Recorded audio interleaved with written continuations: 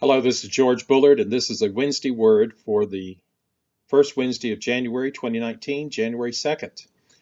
And I know at the beginning of a new year like this, if your schedule is like my schedule, there are a lot of busy things happening.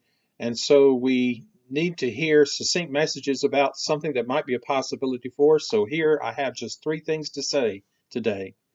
The first thing is that our first Vision Day lunch and speaker will be held on Tuesday, January the 15th at noon at the Columbia Metro Baptist Associational office. And our subject that day will be the multi-ethnic presence in the Midlands area.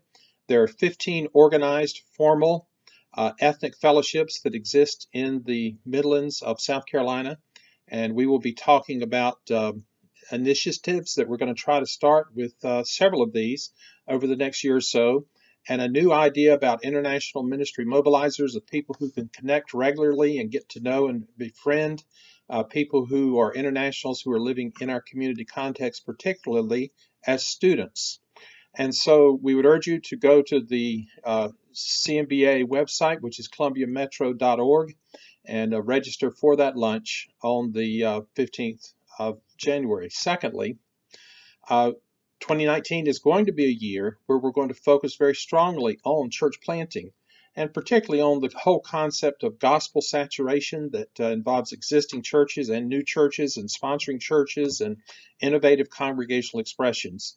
So you're going to be hearing a lot about that during this month and the months that will follow. Third, the 21st of January is the Martin Luther King Jr. Day.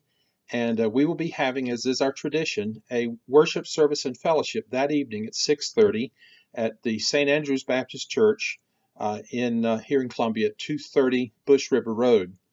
Ranjur Locke, a professor at Southeastern Baptist Theological Seminary, will be our preacher for that evening, and we will have a combined choir that is multiracial, multi-ethnic that evening.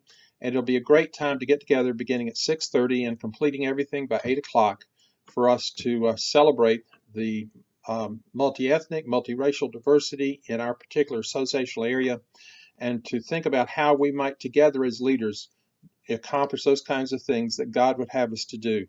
I hope, again, your year is off to a good start. I look forward to having much contact with you during this year.